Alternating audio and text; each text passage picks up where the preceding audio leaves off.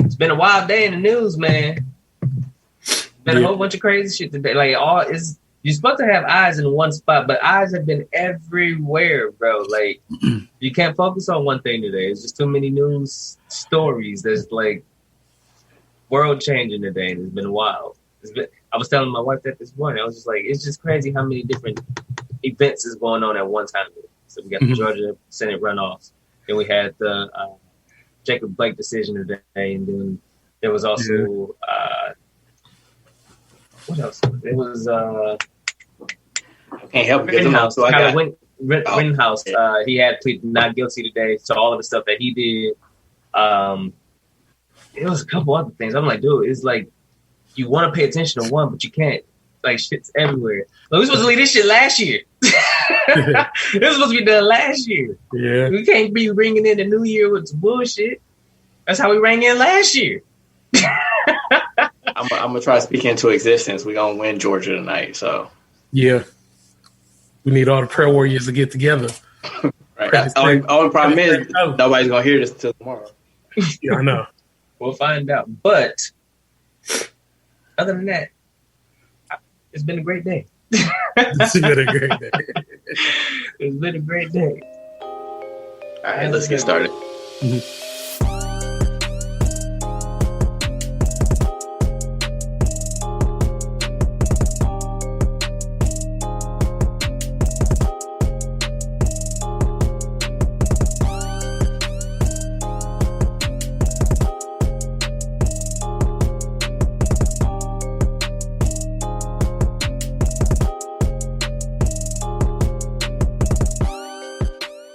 Welcome to episode 181 of Technical Foul Podcast, the sports podcast you never knew you needed.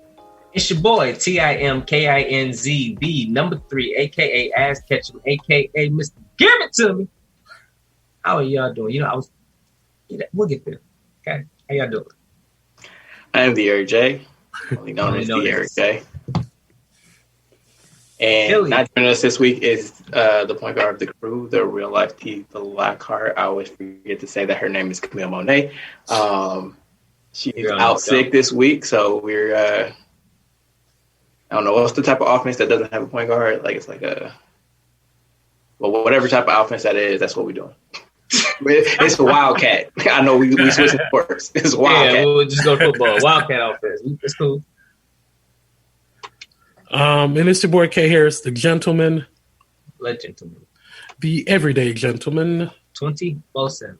But better known as K Diddy. So, why don't you follow us on our Instagram and our Twitter at Technical File. That's TECK. Don't forget to put the K on that motherfucker. You damn right. You can follow us on the Facebook at Technical File Podcast. We also have a Facebook group, Technical File Pod Overtime, where you can join in with the listeners, fans, and the fan. Our website is www.technicalfile.com. And you can also find us on YouTube at Technical File Podcast. Yes, sir. Like I say every week, man, if you guys enjoy being a part of this amazing Tech File fam, share with everyone you know. Your mama, your daddy, your baby mama, your baby daddy, your uncle, your cousins, everybody. You talk to them. Yeah, everybody. Sharing is caring. Like I said, we don't grow without y'all, man. If you guys enjoy being a part of this amazing fam, let's continue to grow. Like it, share it. Do it, man. Love it. It don't take no effort for you to share it. I guess a Tech File challenge that we can do since it's still the beginning of the year. Let us know what your New Year's resolutions are. What you plan to do differently this year, what you want, what your goals are. You know, you want to lose weight, you need a new job, new whip, you want to buy a house. Whatever. Let us know what your resolutions are so we can all be on one accord, hold each other accountable and, pray those things through. For sure. My 8-year-old learned about New Year's resolutions this year, but she called them New Year's revolutions. And she out here like, yeah, blank. I got stuff. I like where your head is at right now. Appreciate that energy. But yeah, wherever you find podcasts, you can find us. That includes Apple Podcasts, Google Podcasts, yes, sir, Stitcher, yep, SoundCloud, yep, Spotify. Spotify, iHeartRadio, Amazon Music, for sure. Himalaya, like a player. Wooshka. Hey, I think we got the money to the champ right here. Episode right now. Out there, make sure that you like, subscribe, rate, and review. 5 stars or better. It helps us, and we appreciate that. Yes, sir. Breaking news, but we'll get to it when we start the show. Ooh. Yeah. Okay. Let's see. Which we gonna do right now anyway. So might as well fuck you it. Breaking news: Alabama wide receiver Devonta Smith wins the 2020 Heisman Trophy. That is wild. He beat out Sunshine. He beat out Sunshine for the trophy. That's wild. Congrats, young man. Congrats, sir. Man. He is considered the best wide receiver in this draft, too. Like, the dude's a monster. And then they got Alabama got the other wide receiver coming back, Waddle, who they was like, well, he may be even more talented than this guy, but he's been hurt all year. Mm-hmm. Like, oh, okay, Alabama, but congratulations, sir. Like, big accomplishment for him. I think the last one wide receiver to win the Heisman was Desmond Howard, if I'm not mistaken. Okay. That makes sense. I mean, like, Charles Woodson played a little bit wide receiver, but he was primarily a cornerback and kick returner. Yeah, he like played all over the damn place, but he was more Larry Fitzgerald was a runner-up. He didn't win. Yeah, I think so. Now, I'll confirm later on in the show, but I'm almost sure. But yeah, good stuff, sir. Congratulations. Yeah, congrats, man. That's dope. And now they up for the championship. Yeah, then they dog walked at Clemson. No. Ohio State they beat Clemson. They beat Notre Dame. Notre Dame, yeah, they beat the crap out of Notre Dame. They beat the brakes off Notre Dame. I mean, but Ohio State did the same. Yeah, so, this is good. Dabo Sweeney was talking all that shit about how Ohio State deserved to be there. They're like the 12th best team. Mm-hmm. They win no games. Well, your team got that, and I hate it because like I actually like the team that he usually puts together, but he's so fucking unlikable as a person, as a coach, everything. Like I hate everything that he stands for as a person, as a coach, and as a record label. Like that motherfucker is trash. Like get Dabo the fuck out of here. Like so, I enjoy every time that he is embarrassed, and he was very embarrassed on New Year's Day. So shouts out to Ohio State for that. But they're dealing with like a COVID thing now. So, but I saw a thing that said that the show was going to go on. So they better get their house in order before, was it the 11th? Yeah. I think that's the national championship game. Yeah. So yeah, it's a bad time to be a state of Ohio football team because Ohio State has their own COVID thing, and the Browns, going into the playoffs for the first time since 2003, are dealing with a major COVID outbreak that has now claimed. Let me rephrase that. That has now eliminated their coach from claim. Made it sound like the man died. They collect the motherfuckers now. Right. No. So yeah, their head coach Kevin Stefanski and their All-Pro lineman Joe Bitonio are two of a number of positive cases from the Browns this week. Mm-hmm. So they face Pittsburgh. Was it Sunday night? So they'll be without their head coach for their first playoff game since 2003, which is like, damn. Like I almost feel bad for him. It's like, and one of the best linemen too. And I think it's a couple other people that might be up for grabs. Like it's just wild. There's a couple of coaches I think that are out. And some other staff too, but it's just wild that this is happening in Cleveland right now. Yeah, but didn't they have an outbreak earlier in the season too? Huh? Didn't they have some issues earlier in the season too? I know that they had some stuff like week 16. I don't know if you're talking about like earlier in the season. Yeah, but that really had that week where like their whole wide receiver core got eliminated, but that was like week 16, I think. Mm. Yeah, that's. Well, best of luck to y'all. Like, hopefully. Yeah. I mean, so we might as well talk about that game, though. So it's Pittsburgh is the number 3 seed. Mm-hmm. They went 12-4 against Cleveland, who went 11-5, 6 seed. So you got missing the guard, they missing the coach. Does the play call it? Like, I got Pittsburgh winning again. No, I mean, like you say all that stuff, but like Pittsburgh hasn't been good over the last month. No, they really haven't. I mean, until they ran into Cleveland and they smacked them. Oh wait, did Cleveland win that game?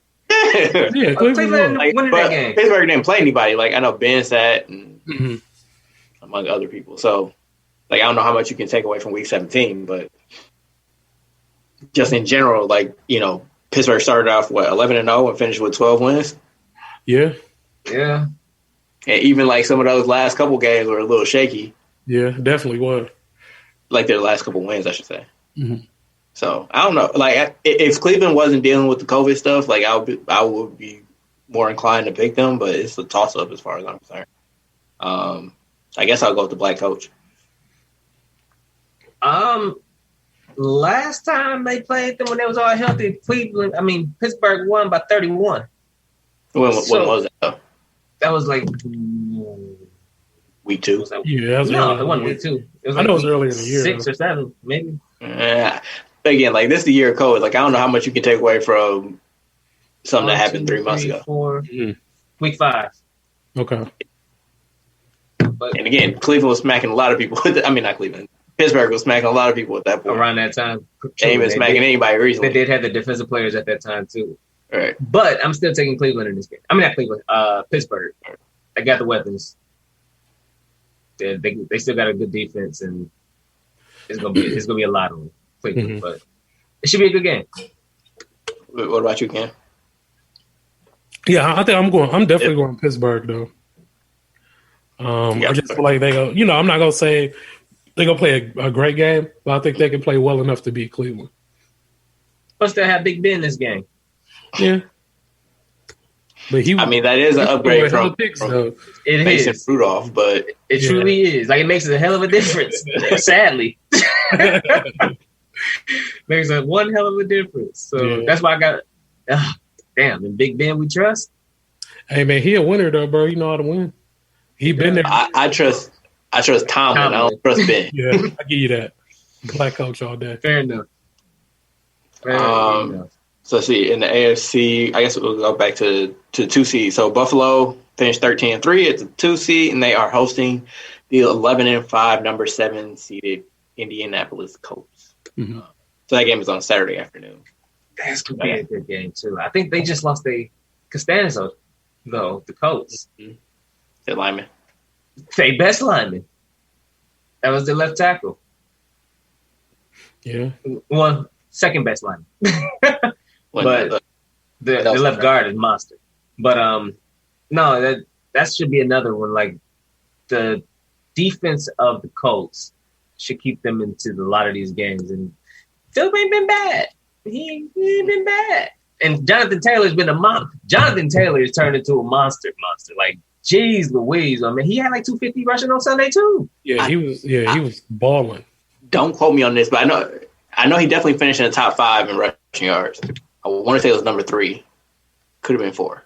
But yeah, he was way high up there. So shouts out to the Badger. Like Camille here to bash him. I'm glad he turned into something. That's all I'm gonna say.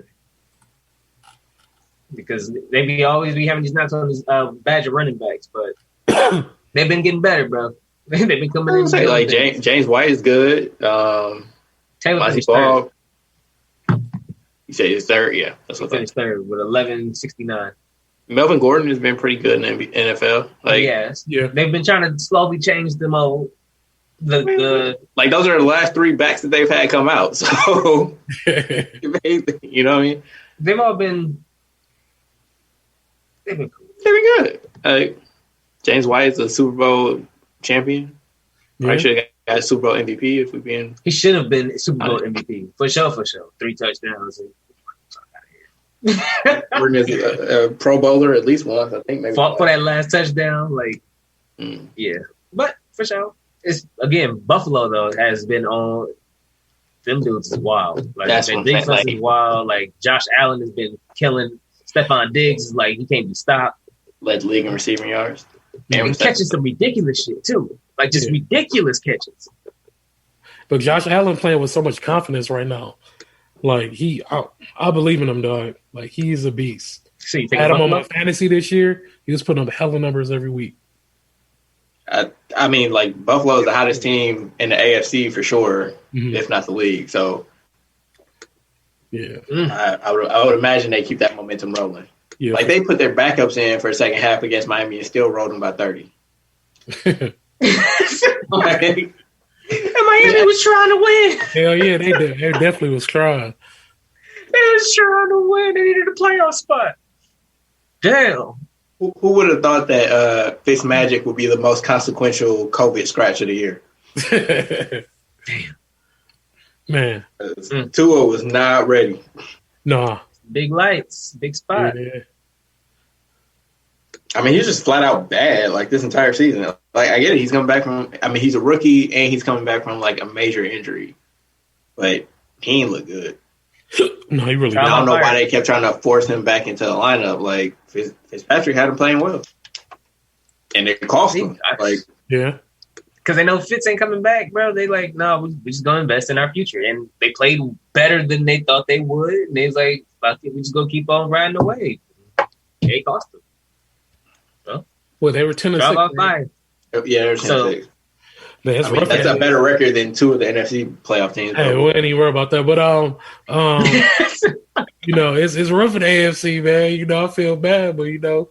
Speaking of which, yeah, y'all playing the Saints. Hey man, hold on. Wait a minute. It's cool.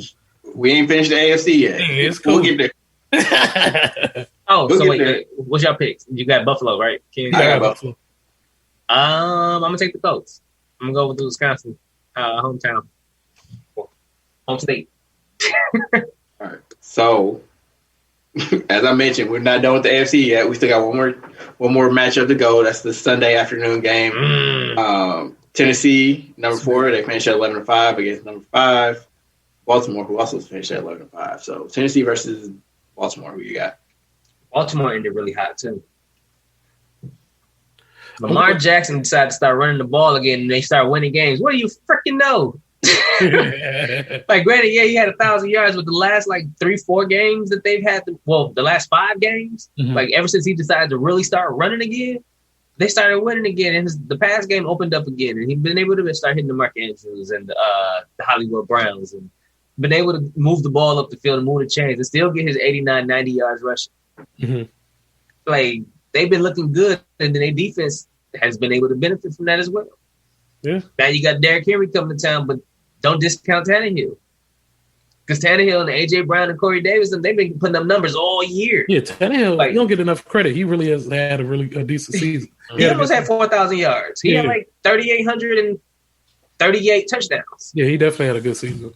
I feel like 4,000 is a new 3,000. Like, you ain't shit. You don't get 4,000. Like, yeah, I mean, damn.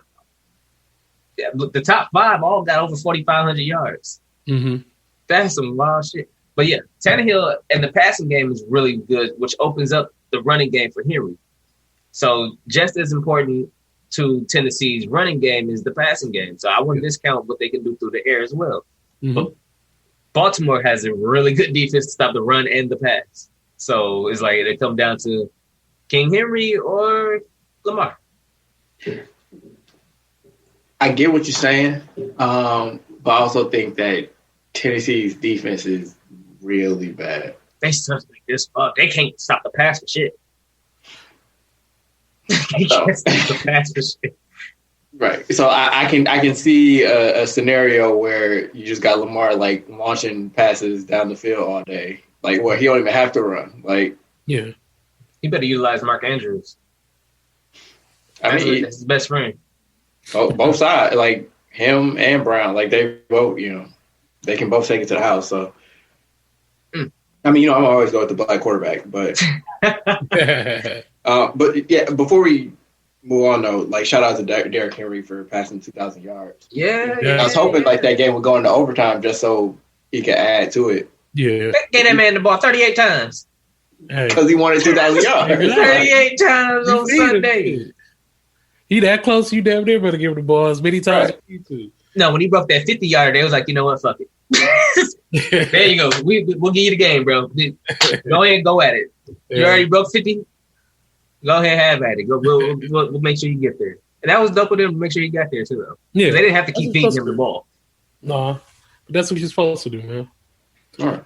He deserved it. Especially after that week he had against the Packers, like that set him back a little bit. So. Yeah. Hey, them boys trying to defend the run. I like it. And they brought in snacks. Like I know every Green Bay Packer fans had a hard on for him, like all off season. Yeah. We was waiting in the bushes. In the bushes. Got the lotion and everything. No. Doing too much. I'm just saying the way that Packers fans lusted after that man was borderline uncomfortable. Like, like he chose to sign with Seattle. Like they damn near gave him the MVS treatment. Like you don't have to threaten that man because he don't want to play for your football team. True, but now he's here. You know, he should have been here in the first place. He got waived. He should have been here in the first place. He knew that. Hey, I don't even want to do the waiver wire. Hey, the Packers want you. Hey, to me on the waiver wire. Like he should have came here in the first place. We wouldn't be having this conversation. Sound like some abusive behavior, but we gonna skate past that. I forgot to mention that Kansas City did like they clinched a couple weeks ago, but they clinched the number 1 seed. They have a bye this week. And the Packers. Oh wait, Green Bay. Did we say who we picking? Oh yeah, my bad. I said black quarterback. So who y'all got? Buffalo. I'll take Baltimore. Baltimore or Tennessee. I'm going Tennessee. Okay. NFC. The Packers, the great Packers of Green Bay, Wisconsin. The greatest of all time. Let me actually kill out about it. The 16-time world champion. Who? I was like, what? Hey, we count all them championships before Super Bowl. Everything counts. Like, hey, I want to say it is 16, ain't it? Everything. We got a lot of them. Got more than most franchises. We got more than the Bears. I know that much. More than I can count. Those Green Bay Packers clinched the number 1 seed. So they have a bye this week. They get to rest up. Congratulations. Yeah. Thank you, sir. I mean, they beat some 500 football team. Hey, on Sunday. Where we at, though? It's 13. Where we at, though? 13-time world champion Green Bay. Hey, man. No, I'm gonna let you get your shit up though. They did beat the Bears on Sunday, but the Bears, by way of Arizona losing, still clinched the playoff berth. They're gonna take on the New Orleans Saints. Shit. So Saints and Bears. It just felt good that a loss didn't mean shit because we still made it to the playoffs. Hey, I called that we was going to the playoffs at the beginning of the year. I said that we was gonna be 9-7 though. Yeah, I said we was gonna. I said we was gonna be 9-7. I'm off one, but as long as we made it to the playoffs, man, you know, I'm good. Hey, Mitch, you listening, bro? Just do your job. Don't try to do too much. I know we not used to being here, man, like that. You're not used to it. Just play your game, man. Run the fucking ball. That's how we're gonna win this game. Y'all need to put in Nick Foles now. This is why you signed Nick Foles. No. This is where he shines. We can't switch it up now. Mitch has been playing. Mitch has been playing well. Yes. Mitch has been playing well for the past 4 or 5 games. He has. That's why I was like, we just can't, because that's bogus to him. Because if we didn't make the switch to bring Mitch in, we wouldn't be in the playoffs. True. David Montgomery has been the revolution for y'all. That's what I said. A revelation. When we finally started running the fucking ball, then he started putting up numbers because y'all got a good fucking running back. It's been there. He's always been good. We just never gave him the ball. Like it was games, dude, this season that we only gave him the ball like 10 times, bro. Yeah, I know. Like, come on, dude. Like that's ridiculous, dude. But y'all tripped into one. Huh? Congratulations, y'all tripped into one. Hey man, as long as we get it. We might end up playing y'all again. I need y'all to beat the Saints, so I'm taking the Bears. So we get this rematch popping. You know, we need to get this rematch popping. I'm taking the Bears selfishly because I need them to beat the Saints. Yeah, let's so we can smack y'all ass again and go to this NFC Championship. I mean, it really don't matter. Whoever come out of that, we smacking them. Like we beat the Saints earlier this season. We beat the Bears twice. Yeah. Hey man, I'm not gonna lie, dog. Aaron Rodgers is a bad man, dog. Bad motherfucker. That man called. We need y'all to see him next round. So go ahead and win this game. We need y'all to win that one. Adams cold. Y'all got a squad, bro. I'm not gonna lie. Dude, Adams broke all those team records and missed 2.5 games. Like, imagine if he would have stayed healthy all year. Yeah. Just wild. It's crazy, man. But I wish y'all nothing but the best, man, except when y'all play the Bears. So, I mean, it's always gonna be the best when we play the Bears. Fuck you talking about? Hey man, chill out, man. Hey, Mitch got one we got one in the pocket, bro, to pull off. Yeah, that's against the Saints, man. Against the Saints. Hey, keep them motherfuckers. Make sure you take out your little get out of jail free card. You get your one trip, you miss your trip. Go ahead to the next round, bro. We need to see him on. Go ahead. Hey, man, everybody stop hating, man. Like the Bears made it to the playoffs. It don't fucking matter how we made it. We made it, motherfucker. I'll be tuned in at 4:40 on Saturday. Niggas always like, on Sunday. On Sunday, I'll be tuned in at 4:40. All that matters is the playoffs. All that matters is we in the playoffs. I don't give a fuck how we get there as long as we get there. Yeah, for sure. We hit. Hey, headed to the dance. It's a win in my book. Winning record in my book. Yeah, so like Tim mentioned, that game is at 3:40 Central Time on Sunday. Mm-hmm. Wait, is this correct? Can you check the? Yeah. Oh wait. Oh yeah. Okay, sorry, I'm misreading it. Okay, yeah. So this game is at 3:30 on Sunday, which is fortunate for New Orleans because that means that Alvin Kamara can maybe. I wanted to. They did that on purpose. They did, bro. That's bullshit. But to be fair, like it would have been like a disadvantage. It would have been a disadvantage to New Orleans, like if they scheduled it for Saturday. So they gonna look at it like they did it on purpose. They always try to screw the Saints. Right. And I mean, like the Saints did have the better record, so like giving them the advantage is like they earned that at least. You know what I mean? So you know what? You make sense in this. I'll give you that. You make sense. Like it sucks for Bears fans, but at the same time, like y'all should have been better. And then you wouldn't have much like the Giants, but we'll get there. Yeah. So a rematch. Seahawks finished at 12-4. Wait, did y'all pick Saints or Bears? I'm assuming y'all got Bears, right? I got the Bears. Yeah, Bears, of course. Okay. So then Seattle finished at 12-4. They're the number 3 seed, and the Rams finished at 10-6. They're the 6th seed. So, the only thing I don't know is if Goff will be back. If Goff not back, then I'm taking the Seahawks. I don't think it really matters. Like Goff sucks. He's starting again. The starting quarterback makes a difference, regardless of how bad the difference is. It's still a substantial difference. Jared Goff and whoever the fuck the backup is. Let me put it this way. Like, I don't think that the person starting at quarterback is going to make or break this game. Like, it's going to come down to the LA defense against Seattle's offense. Mm-hmm.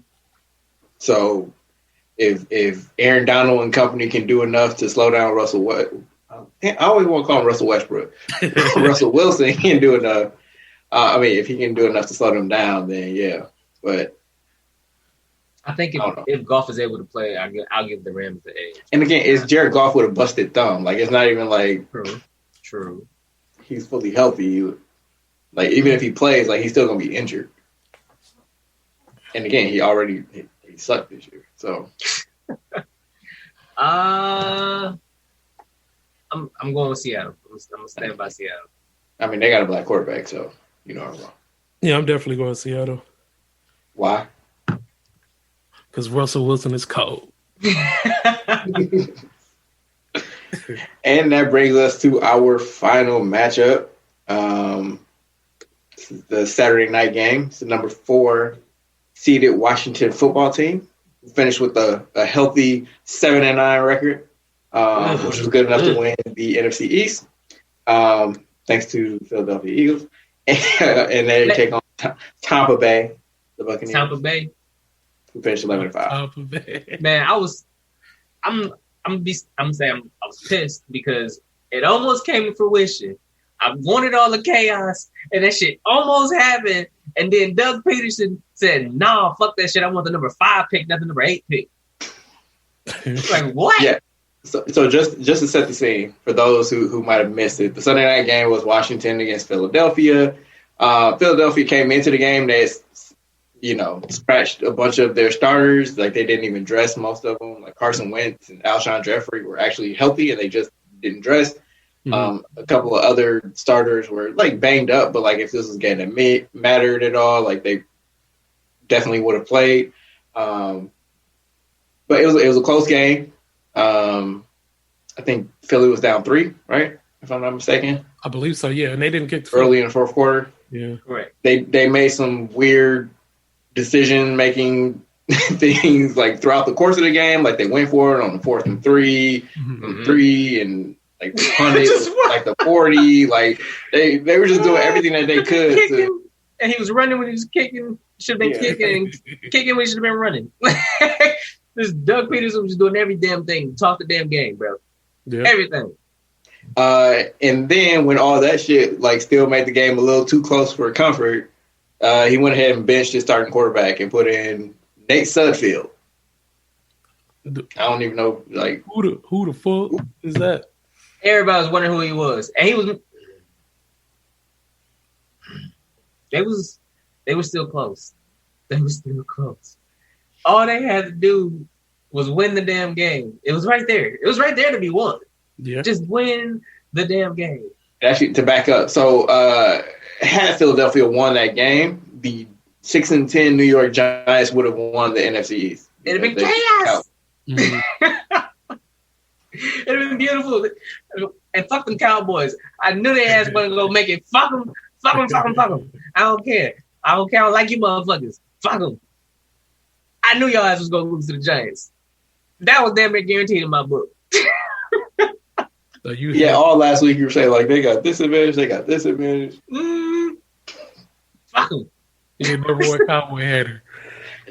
But it's just funny to me, like, as an NBA fan, like, to see, like, the nation just be outraged that a team would take a game for draft purposes. I'm like, I have never seen this before in my life because what they say, you never tank in the NFL.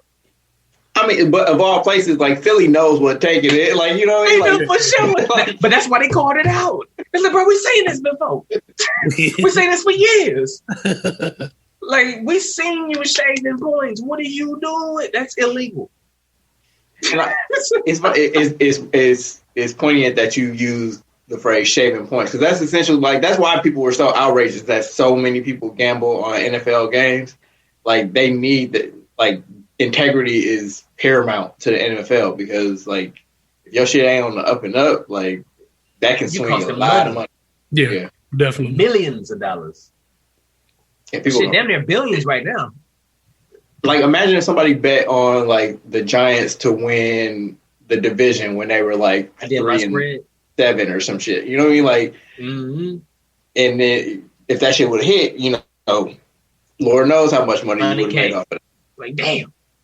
Instead, you watch the motherfucker yank the man with the 2 rushing touchdowns. Yank the man that is far better than this motherfucker you could throw in the game. Mm-hmm.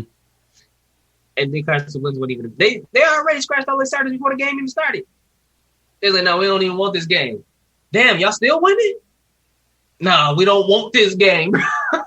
Like that's just wild. On national TV, you gonna do this? You know we all see you. Like, and think for me, like I get it in NBA, and like I'm fine with it to a degree. Like the process stuff, like at a certain point, You cool with tanking? I mean, like I get it from like a strategic standpoint, like an organizational standpoint. Like the NBA is so heavily predicated on amassing talent. Like if you don't, like the NFL, like you can kind of piece together like a really good football team. Like you don't have to have like a top 5 pick on your roster to be good. Whereas the NBA, like you got to have like one of the top 7, maybe. You know what I mean? Like players in the league to even be considered a contender. And like if you don't have one of those dudes, like you like. There's no pathway for you to be successful. So like I get why I said until you find one. Well, I mean, and like if you're not in LA or New York, like you don't really have a shot at getting one. Maybe Miami at this point. Like you don't have, like you can't just go off the street and go pick up one of them dudes. Like no championship contender player is ever going to sign with Memphis. Right. Like their only way to get that dude is to draft him. Yeah. So like I get it from an NBA standpoint. Like it's so important, like for that reason. But NFL, like there's so much parity that a lot of rounds to draft good players. A lot of rounds, like a lot of players come in every year. Like it's so heavily weighted towards the system. Like you can find somebody that fits your system to a T, but you don't have to have like a top 5 pick to do that. And like football is just so fucking violent. Like every game could be any player's last game. So like to just throw it away, like that kind of spits in the face of the player. So correct. And the players have been the ones that's been coming up like, everybody was pissed. Everybody was pissed. No, I get it. Like I get it. I would be pissed too. Like if I'm going out there and like imagine if you like tore your ACL in that game, and then the coach is just like, this shit don't matter. Like you're trying to lose anyway. Like, yeah, I get it. Fuck you mean? Like we could have forfeited if that was the case. Like I could have still had my knee. Like what the fuck you mean? Well, seeing as Philly pulled the rug on everybody, Washington is in. They got to play Tampa Bay. So, what y'all got? Oh, I do have one last tanking thing. Like, Joe Judge, right? That's the coach of the Giants. A dude came out and like talked about the integrity and blah blah blah. Which again, like my whole rant before this, like I get it, but at the same time, if your shitty football team wasn't 6-10, like you wouldn't have to worry about it. Like y'all didn't deserve to get in that playoffs either. So nobody from that division deserved to get in, but. Right. Like, so don't try to get all high and mighty about, like, oh, well, we would never do what Philadelphia did. It's like, yeah, you do it on accident because you trash. But, accident. like, imagine. Yeah, so, like, I don't feel bad for the Giants. I don't feel bad for Giants fans. Like, Giants fans was going nuts on Twitter, yo. Right. Like, be better, and then you don't, like, your fate isn't in the hands of a different team. Yeah. Personally. But anyway, the football team plays Tom Brady and them. I'm definitely going to Tampa Bay. I mean, that's their name, the football team. Like it is the football team. And they're the 4th seed, so we wouldn't see them next round anyways. Yeah, I'm going Tampa Bay for sure. But yeah, I'm gonna stick with Tom and them. Tampa Bay's been underwhelming. Like they've had fits and starts. Like they've had some really good games and some games where it's just like, what the fuck. But I can't imagine this is going to be one of those what the fuck weeks. Chase Young said he on Tom Ass. Bruce Arians said, hey, don't get what you asked for. He's like, don't get what you asked for. You want time. Don't get what you asked. We'll give you time. We'll see. That's going to be a good one. That's going to be fun. I'm going with Tampa Bay. I'm hoping Chase Young gets what he wants. Some booty. Pause, bro. Chill out. he want his ass. Like, hey. Hell no. Hey. But yeah, so the end of the NFL season brings about a lot of personnel changes. So the following coaches have been fired or mutually parted ways, which apparently is the way that they want to phrase things nowadays. If you're not black. Yeah. So the Jets fired Adam Gase. Jacksonville fired Doug Marrone. Apparently, Urban Meyer is a primary target for Jacksonville. The Chargers fired Anthony Lynn. And they have an interest in Giants offensive coordinator Jason Garrett and Bills offensive coordinator Brian Dable. Man, when I seen Jason Garrett go replace Anthony Lynn, I'm like, bro, y'all got to be shitting me. You got to be shitting me, dog. That's super trash. But you see what he did with a full squad in Dallas for years. They had a squad for real. For years. Nothing but talent, bro. Because he took a shitty Giants team to a 6-9 record or a 6-10 record. They shitty. They were shitty on offense. They were shitty. And he's finna get another chance over Anthony Lynn. And the thing about like I said this last week about what's his name, Haskins. Like, regardless of like what you think about like their skill level as a coach or as a player or whatever, like the leash is just so much shorter for black people in the NFL. It is. Like, or at least in positions of leadership. Let's put it that way. So like quarterbacks, GM, coaches, like if you aren't a superstar, like they're getting you the fuck out of there. Whereas like you can have a mediocre ass Jeff Fisher ass coach for years. Exactly. You lose every year too. They keep giving them chances. For every 11-5 season that you have like 3 7-9 seasons, but maybe a 5-11 season in there, right?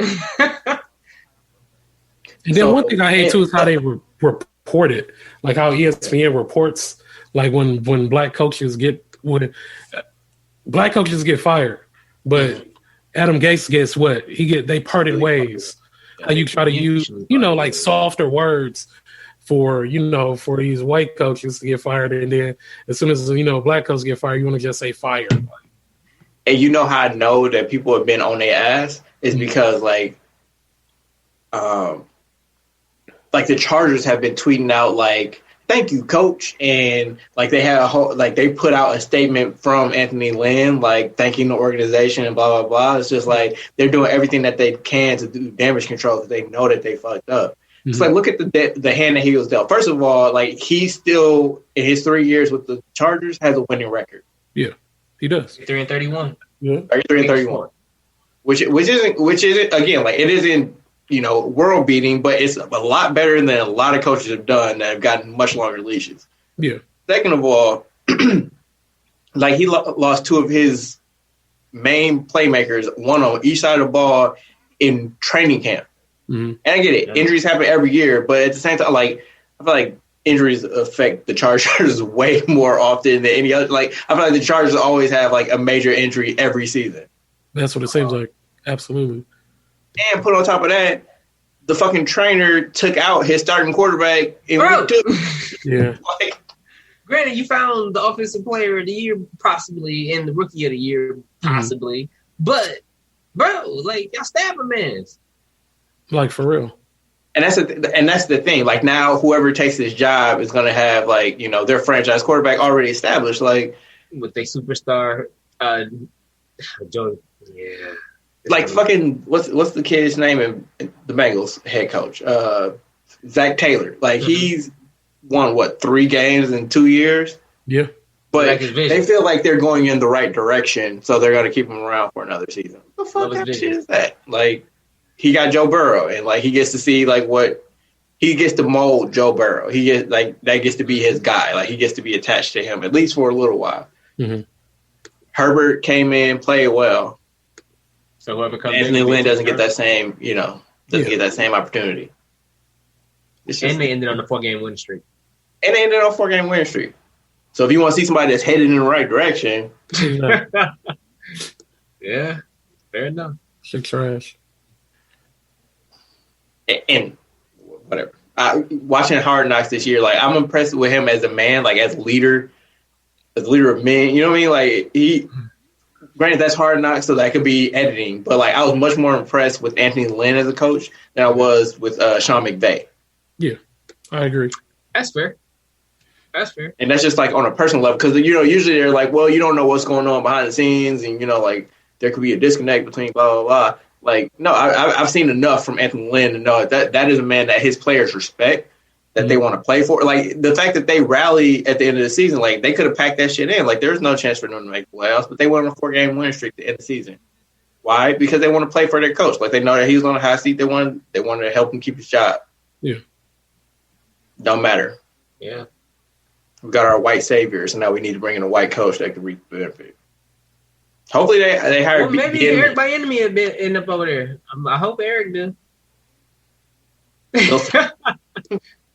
The last thing is that the Denver Broncos will hire a new general manager in 2021, as John Elway is going to take more responsibilities for the organization. Elway announced on Monday that he will have an elevated role in the front office that will require him to relinquish the general manager job.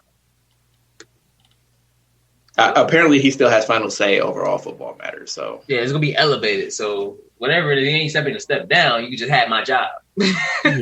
Like, aside from being John Elway, like, what has he done to make you think that he deserves more responsibility in your organization?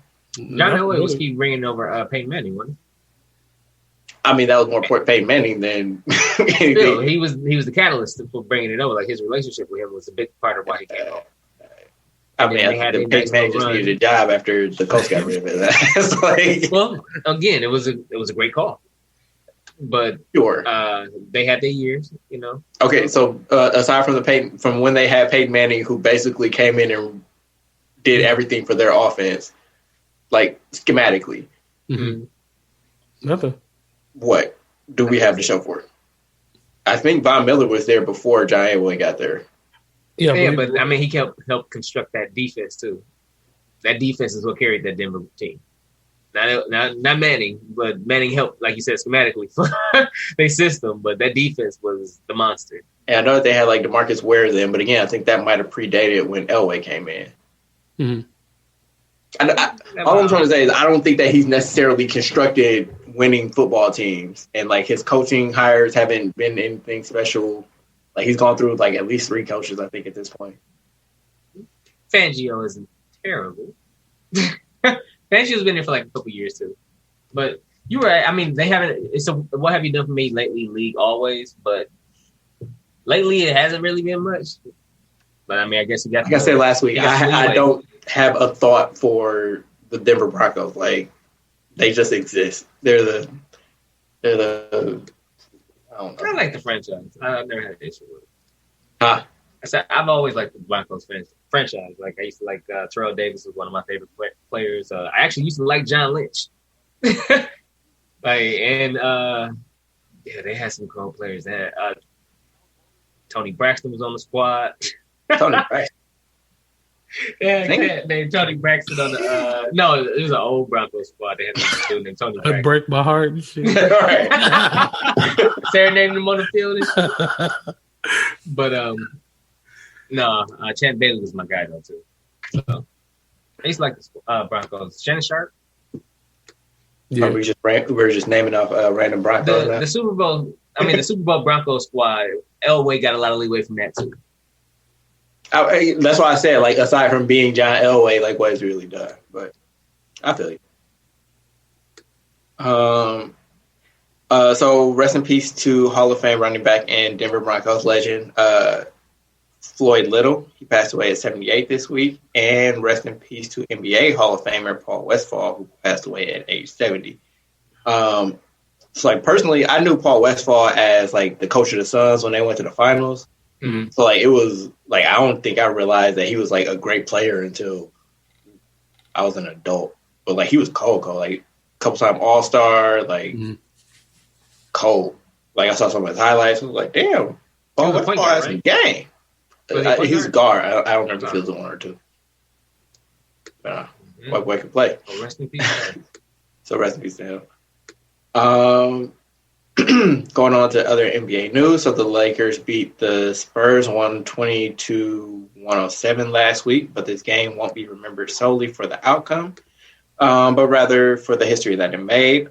So Spurs assistant Becky Hammon became the first woman to act as head coach for an NBA team after she took over. Congratulations, Greg Popovich. Yeah, that's dope. That was great. Good stuff. I mean, granted, because he got ejected, but still, she made history.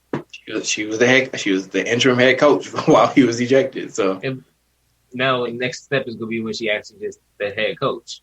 Mm-hmm. And like we need, like, there are a lot of, like, not a lot, but like there are more assistant coaches on NBA teams that are women now. But I always feel like just Becky Hammon is the only one that they really focus on. Like, I could see where some other women may jump her in line because, like, she's actually had interviews and everything. Yeah. Like, but I think we're getting close. So LeBron James actually made history in the same game by tallying his 1,000th straight game in double figures. So, he actually passed Michael Jordan a long time ago for the longest streak in history. Like Michael Jordan finished with 866, so LeBron's up to 1,000. This motherfucker's just y'all hold him under 10. Who? Who? Ain't nobody did that shit in years.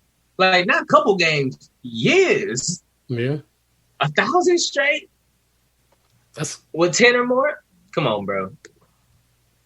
And that's the thing, like, think about, like, I'm not calling it lucky, but, like, luck does play a part in it. Because, like, imagine if he just had a game where he came in first quarter, sprained his ankle, and was out for the rest of the game. True. Like, before he could just get to 10 points. But, nope. Never happened. Or LeBron's just that cold where, like, he scores 10 points in the first quarter. Sure you get his 10. easy. At least and just to give you an idea how much time that is, like if LeBron James had played 82 games each season for the last 12 years, that's still less than 1,000 games. Wow. Yeah, that's crazy. Congratulations, sir. He was always the bionic man anyways. Yeah. I mean, never got hurt. That's when he had a groin injury. They were like, oh, LeBron's hurt. Oh.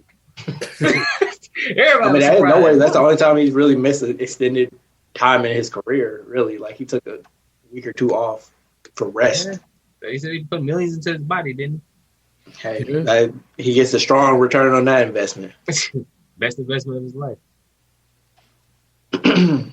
So the NBA has informed its 30 teams of the following updated safety rules. So starting Tuesday, all active players who are dressed to play must wear face masks until they enter the game. All players, coaches, and staffers in tiers 1 and 2 must wear a mask when outside team setting and indoors. And after exiting the court, active players are strongly recommended to wear a mask in the bench area. The requirement resets at halftime, which means that players must wear masks to start the second half until they enter the game. Inactive players must remain masked the entirety of the game. So that's a change because before, like, players that were active didn't have to wear masks on the bench. Now, if you're active and not in the game, like, you should be wearing a mask. And then at least until you enter the game for the first time. Oh, once halftime hit, you got to put it back on. I wonder how they feel. Which, again, it seems kind of I'm all for all types of safety precautions, but, like, this just seems like redundant. Yeah, because they're going out and playing a basketball game where they're sharing the same ball, they're banging bodies, sweating on each other. Like, they've already been tested rigorously. Like, everybody in there know everybody's good. Yeah. I mean, I can understand the mask because you not necessarily around the arena. Like the virus can still get into the arena. Like, there's a lag sometimes between, you know, when you contract yours on your person and, you know, passing on to somebody else without testing for it. But at the same time, like, I feel like once everybody is, like, in the game and shit, like, you're kind of at the mercy of the. But again, like, whatever makes people feel better, and if it saves one person from getting COVID, it's worth it. So, I guess. Fair enough.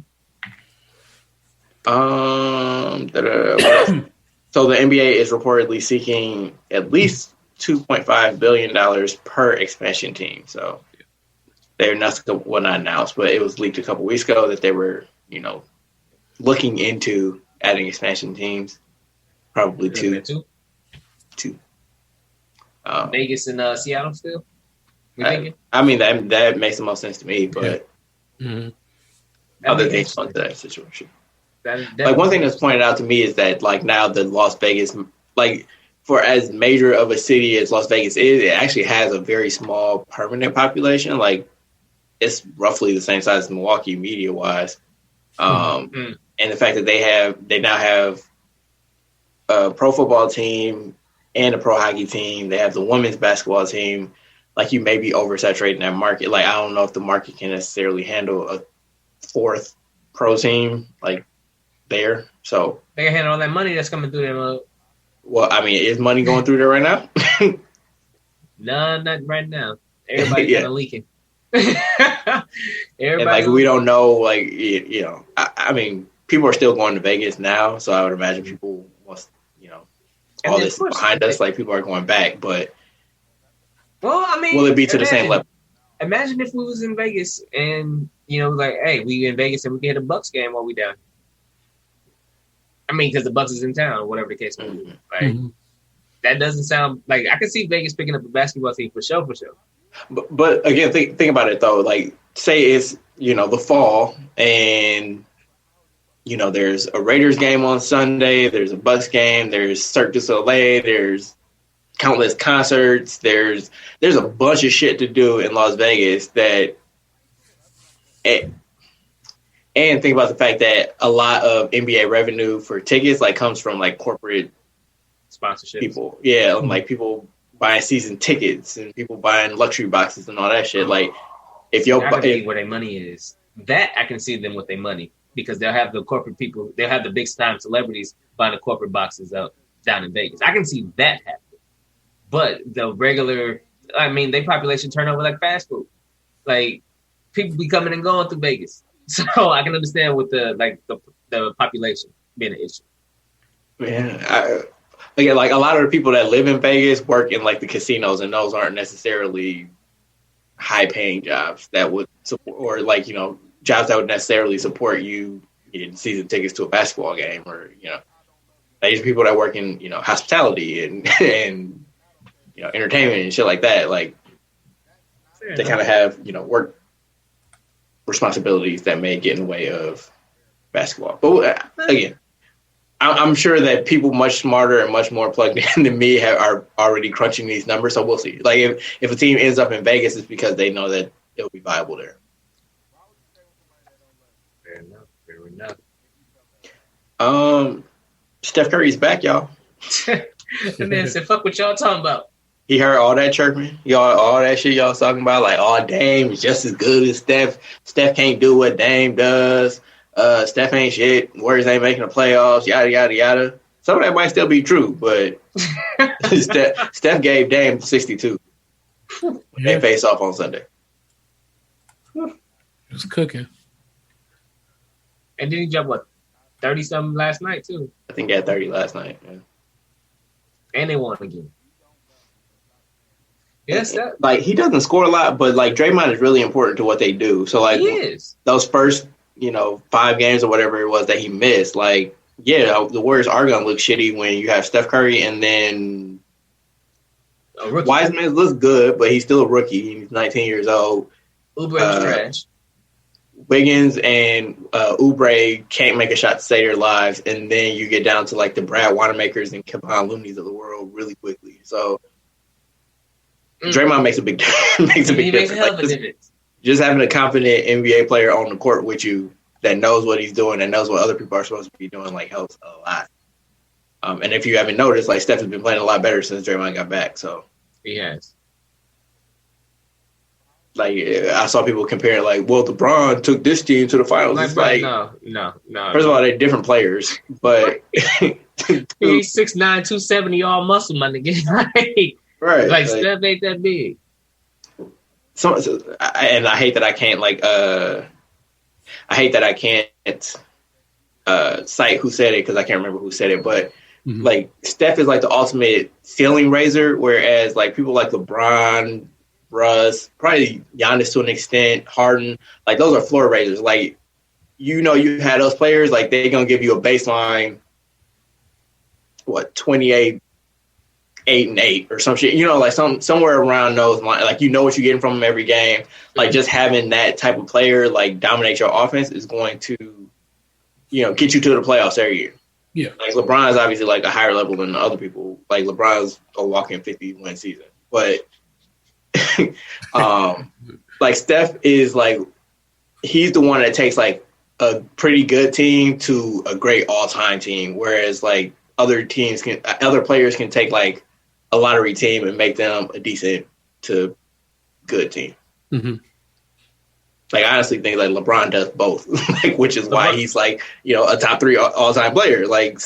Nobody's saying that Steph is there, but I think saying Steph is a top 10 to 15. 10 to 20 player all time. That puts him in that range, which I think other players of his ilk, they would do the same thing. Mm-hmm. And to be fair, like we saw what LeBron did when he had a bunch of kids that don't know how to play around him. Like, I'm hurt. I can't play no more.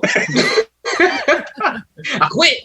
Right. These little motherfuckers gonna get me hurt for real. My Achilles. My Achilles, boss. There's a reason that LeBron was pushing so hard for Anthony Davis to get to LA. Like he knew, sometimes you need other talent around you. Like, hey, fuck what y'all doing though. Get your ass here. Here.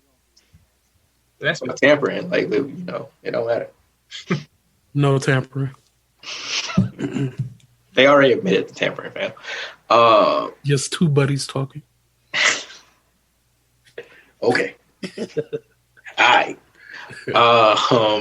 Just some quick injury news. So, Hawks forward Danilo Gallinari is out for at least the next 2 weeks with a right ankle sprain. Indiana forward TJ Warren has a stress fracture in his foot and he is out indefinitely, as is Portland forward Zach Collins, who has an ankle stress fracture. So rest up to those guys. Whew. I don't know how Camille does this every week. I feel like I'm talking so much. We almost done, boss. Yeah. The NCAA has decided to hold their entire 2021 men's basketball tournament in the state of Indiana, with the majority of the games taking place in Indianapolis. The NCAA tournament will use these venues to host the 2021 men's tournament. So it's Bankers Life Fieldhouse in Indianapolis, Hinkle Fieldhouse in Indianapolis, the Indiana Farmers Coliseum, Mackey Arena, Assembly Hall in Bloomingdale, Lucas Oil Stadium, where they'll have two courts, but only one game can take place at a time. And the NCAA also announced that Selection Sunday will take place on March 14th. The Final Four will be April 3rd, and the championship game will be April 5th. Okay. Well, I'm glad they finally they got that bubble locked down. Yeah, it makes sense to just do everything in one central location. Yeah. So Thursday's women's basketball game between UConn and Baylor, who are both, I believe, top 5 teams, has been postponed due to a positive COVID test by Baylor head coach Kim Mulkey. Oh, no. And then in NCAA football, Arizona named Brendan Carroll head coach. He is his son and former assistant of Pete Carroll, Seahawks coach. He's trying to follow the path. We'll see how good he is, though.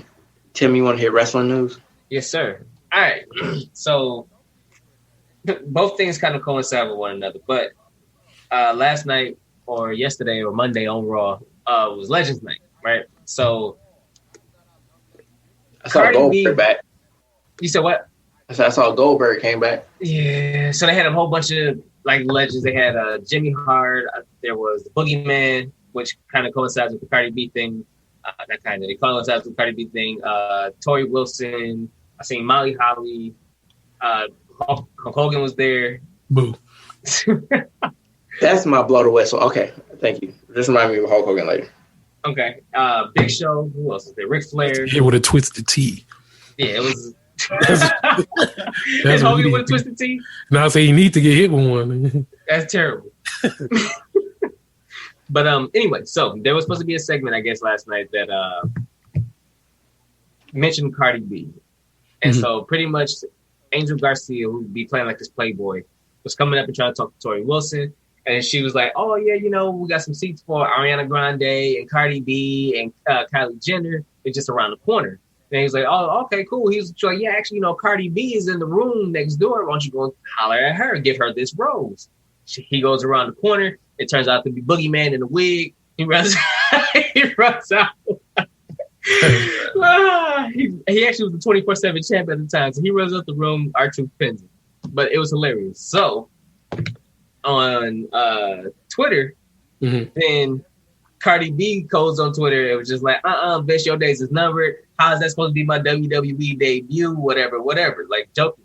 So then one of the wrestling women, Lacey Evans, tweets at her and was like, oh, you can just stay over there, you little nasty. And that's just kind of her catchphrase. But I guess Cardi kind of took like severe offense to it, went on some ain't no white woman ever gonna beat my ass. I'll beat your ass. Who you talking to like that? Da da da da da. And I was like, damn, you went a little bit overboard. If it's K-pop, but so I ain't never been scared of no white woman. Ain't never put fear in my heart. Shit. So I was like, all right, this is funny.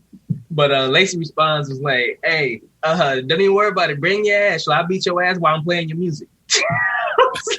I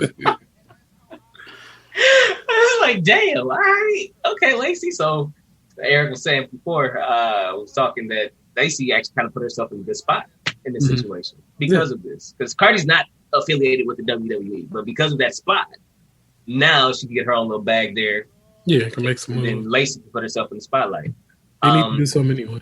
Because naturally, like if Cardi comes in, then that's a natural like segment for them to do, like build off of. Yeah, you know, the Twitter. Yeah. And then speaking of legends, it is. Would you want to see Cardi in a ring though? No, probably just come. I'd rather see her do like guest referee or something like that. Yeah, she could be. Or just be like a manager or something. She could be. I was gonna say like that's probably what it would be like. She would be a manager for whoever Lacey Evans is beefing with. And yeah, something like that. Oh no, you know. I don't want to see her in the ring. Yeah, you know, she come in and do a little. Right, she come in and smack her or some shit like yeah. Yeah, like they normally do, like you know, the quick guest spot, smack her up, move around, things like that. Have somebody else wrestle for her. But speaking of Legends Night, Mustafa Ali was an active wrestler there. They have this thing post wrestling called Raw Talk, where they give the wrestlers a chance. There's been some good gems dropped in that because they're kind of like it's still probably kayfabe. Kayfabe. Yeah, it's kayfabe, but at the same time, a lot of gems and actual feelings come out on these things. So Mustafa Ali was talking last night, and he's sitting there with R-Truth and Charlie. So hold on. One second. I am not bewildered. I know exactly that the generation before me paved the way. But when the hell are you going to let me walk on that? A night like tonight is exactly what is wrong with this company. 3 hours to guys that can barely walk? Respect, dog. Oh, respect. Listen. I'm not bewildered. I know exactly that the generation before me paved the way. But when the hell are you going to let me walk on that path? Guys like Drew Gulak, Akira Tozawa, myself, all of Retribution, not on the show. Why? Because we need to hear, what you gonna do, brother? Again, for the 7 millionth time. But did you hear the cheers when you heard? Yeah, they pumped them up real good. The cheers, they pumped them up real good for them. Yeah, they were cheering. I'm sure they were. Why don't you give us a chance? People that can contribute to this business, further this company. But no. Let's push them all aside. Let's give 3 hours to people that they can barely walk. You got to change your attitude, first of all, to get a good, you know what I'm saying? To get a good spot. And the reason they can't walk is because they had such successful cares in years past. Right. With their bodies on the line to do what? To further the industry, to allow this industry to grow. They paved the way. They carved a path. When do I get to walk on that path? And for anybody that doesn't understand what I'm saying, it's not because I'm talking fast. It's because you're listening slow. This place needs change, and I am that change. Now, like I said, it's still probably scripted, but he does have a point. I think we've all kind of complained about that before with Vince. Like, he just can't let the past go. Mm-hmm.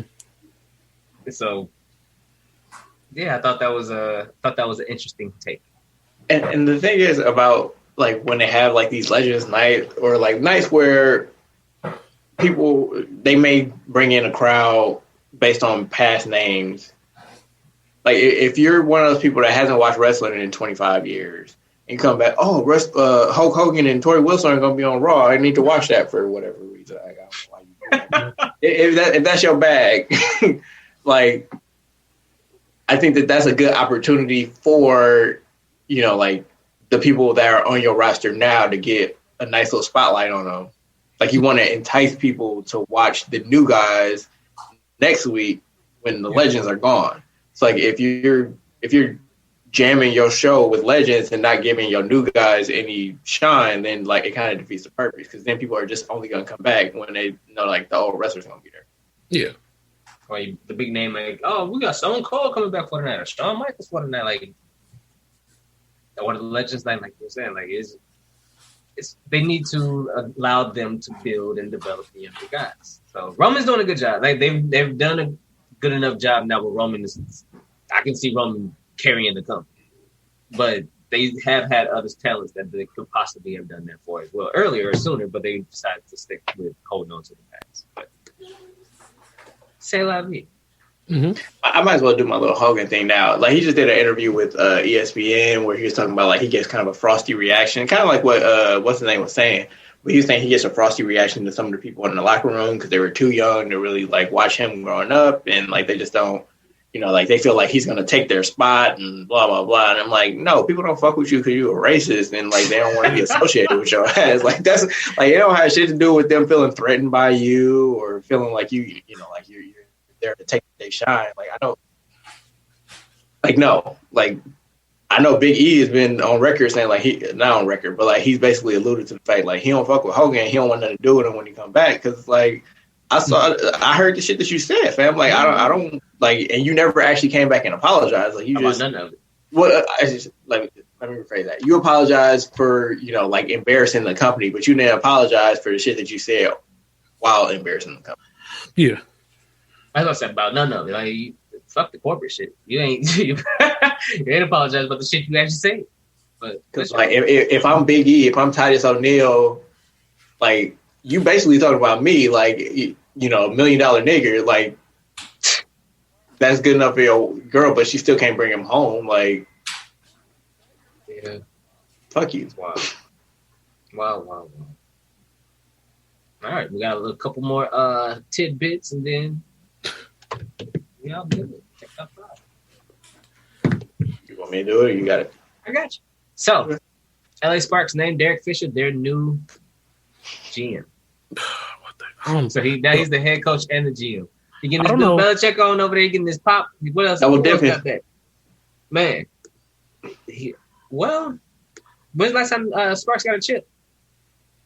No. It's been a while. Well, no, they ran one kind of recently because Candace Parker. It's been a couple years, though, at least. Yeah, it was like 3 or 4 years. Congrats to Fisher. I think it was before he got there. Yeah, it was before him, though. It wasn't him.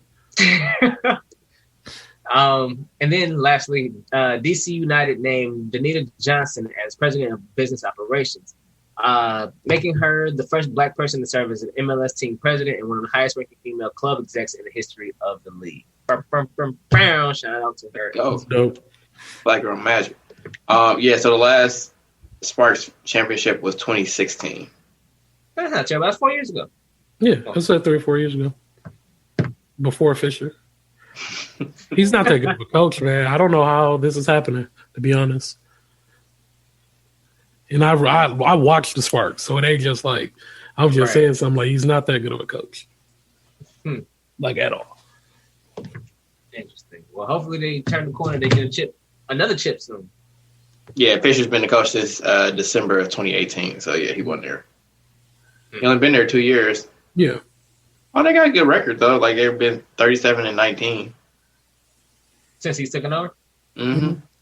Which is, never mind. I was gonna say, in the last 10 years, it's the highest winning percentage of a coach that they have. But they used to have people that were like in the 700s.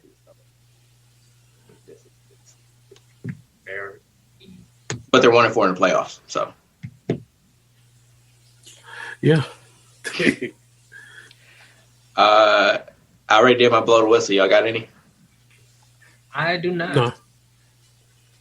All right. Well, take top 5. 5, 4, 3, 2, 1. Tech top 5. All right. So last week's was the draft, the fast food draft, and I don't think we put up a poll. So as always, I'm going to claim victory for that. This week, our top 5 is our NFL MVP ballot. So, just 1 to 5, rank your top MVP picks.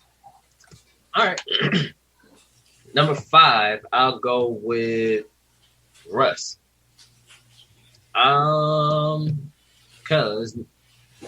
top 4, honestly, you really can't argue. Well, you can. What we're doing, but number 4, I'll go with Josh Allen. Okay. Number 3, I'm going to go with Patrick Mahomes.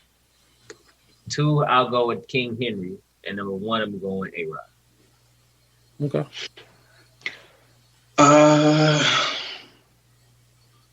Yeah, so 5, I'll go with Russell Wilson. 4, I'll go with Derrick Henry. 3, I'll go with Josh Allen. 2, Patrick Mahomes. And 1, Aaron Marshawn Rodgers. My number 5 would also be Russell Wilson. Number 4, Josh Allen. Number 3, Derrick Henry. Number 2, Patrick Mahomes. And number 1, Aaron Rodgers. If Rodgers don't get MVP this year, bro, I'm be pissed. You a little upset? The man deserve it. I tried to tell him he needed to put some of the gray in his beard so he could pull the LeBron. Yeah, bro, chill out. Like I'm old. I don't know how many of these I got left. He was the Wash King, bro. Chill out. Mm. He called himself the Wash King. He probably copyrighted that shit.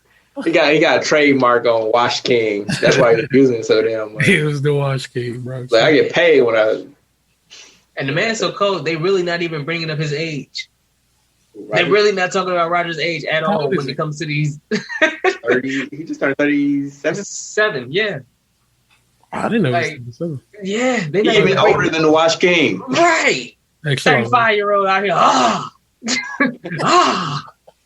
They got LeBron out here on fucking crutches and shit. Meanwhile, Aaron actually getting hit.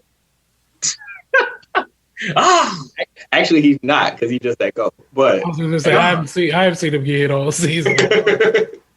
I'm just saying, LeBron ain't taking them hits. You know, it's funny. Like I tweeted. I text the group chat like Aaron Rodgers is cold, like or the GOAT or whatever I said on Sunday because that was after that touchdown. Because like he saw the blitz coming, didn't panic at all. Like he just right. He did a normal drop back. He knew where everybody was at. Just flicked the wrist, hit him in stride for a touchdown. It's like he knew. He recognized that shit at the snap. You know, real like, quick, I know you coming. MVS.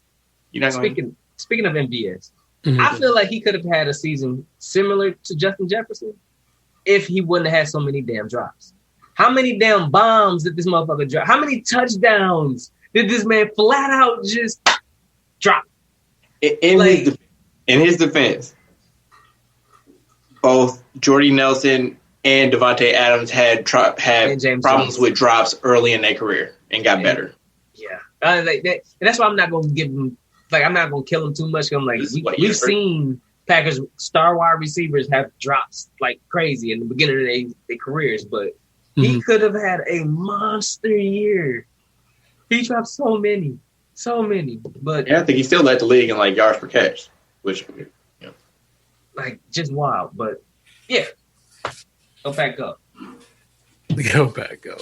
But that is it. That is all. It is. Camille usually starts off this part, so I'm doing the show on the fly from the top of the dome. Make sure that you remember to like and share the show. Yes, rate and review us. 5 stars. We dropped the socials for the show at the beginning of this episode. We appreciate you for fucking with us. That's it. That's all. Yeah. So you can find me on Twitter at Bucksburner. Jesus Christ! Was he figure out the wrong one? I was about to do a double underscore. I was like, wait, that ain't it. No. Yeah. So at Bucksburner on Twitter. That's all you get. Yeah, dang right. Damn right. Everyday_gentleman.